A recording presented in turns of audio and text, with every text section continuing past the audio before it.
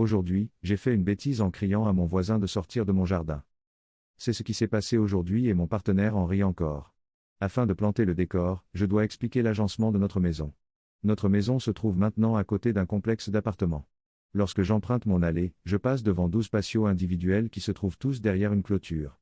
Aujourd'hui, j'étais dans la chambre de mon enfant, qui se trouve du même côté de la maison. Juste devant sa fenêtre, nous avons construit un nouveau jardin en buis. Tous les chats du voisinage aimeraient l'utiliser comme litière, alors nous essayons de le fermer.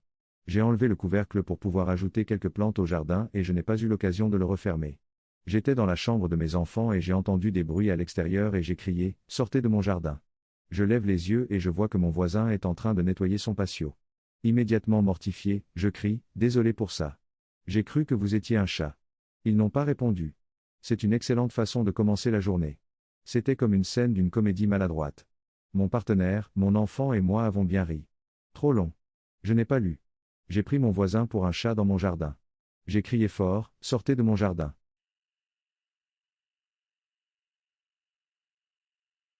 Aujourd'hui, j'ai fait une bêtise en ayant une relation sexuelle sur Reddit.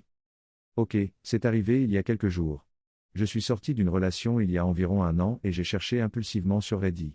Je vis dans une petite ville des États-Unis et il n'a pas été facile pour moi de rencontrer quelqu'un à cause des restrictions et de ma propre peur de devenir Covid.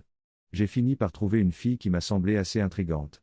Nous venons de milieux culturels similaires et semblons avoir les mêmes centres d'intérêt, et nos conversations se passaient bien par texto.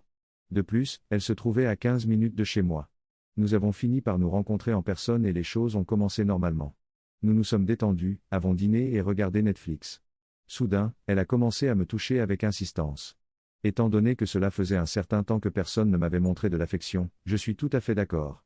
Les choses s'intensifient. Elle commence à m'attraper, à me serrer contre elle. Pas terrible. C'est là que les choses prennent un tournant.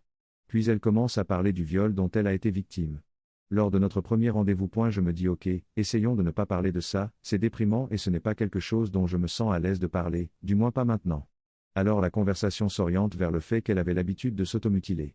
Ok, je répète la même chose parce que je veux essayer de garder une attitude positive. Ensuite, elle commence à parler de sa longue histoire de maladie mentale. Je me sens très mal à ce moment-là, mais ce sentiment de merde n'annule pas mon excitation. L'instant d'après, j'ai fini mon cocktail et nous avons commencé à nous embrasser. Je finis par coucher avec elle et la raccompagne chez elle. Pendant tout le trajet, elle a fait des plans détaillés pour que je passe Noël avec elle et sa famille élargie. Ok. Quand elle est rentrée à la maison, elle m'a dit à quel point elle m'aimait et qu'elle voulait emménager et changer de travail pour pouvoir être avec moi.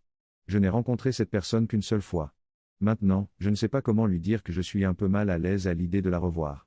Elle avait l'air assez gentille, mais elle est venue très fort. Je suis trop gentille pour la rejeter complètement et je n'ai absolument aucune idée de la façon dont je dois m'y prendre. Trop long. Je n'ai pas lu, j'ai été excité, j'ai rencontré un Redditor, j'ai fait l'amour, elle m'a déclaré son amour dès le premier rendez-vous et semble maintenant obsédée par moi. Elle m'a dit qu'elle était mentalement instable et qu'elle voulait être avec moi pour toujours.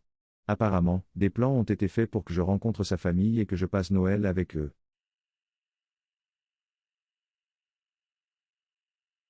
Aujourd'hui, j'ai fait une bêtise en ne portant pas de sous-vêtements. J'étais sur une échelle en train de réparer un appareil photo, j'ai perdu pied et je me suis retrouvé 2 marches plus bas. Avant que je puisse retrouver l'équilibre, un pied se trouvait près de 70 cm plus haut que l'autre, et mon pantalon s'est déchiré du cul à la bite de façon spectaculaire. Le bruit de la déchirure a, j'en suis sûr, été entendu dans tout le bureau. Pour couronner le tout, je ne portais rien en dessous.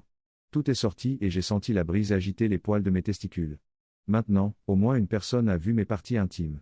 Je n'ai pas hâte d'aller travailler demain et je ne suis pas sûr de pouvoir la regarder, elle tenait l'échelle, dans les yeux. Je ne porterai plus jamais de sous-vêtements, aussi libérateur que cela puisse être. Trop long. Je n'ai pas lu. Je n'ai pas porté de sous-vêtements et j'ai déchiré mon pantalon de la tige à la poupe, exposant mes seins à au moins une femme.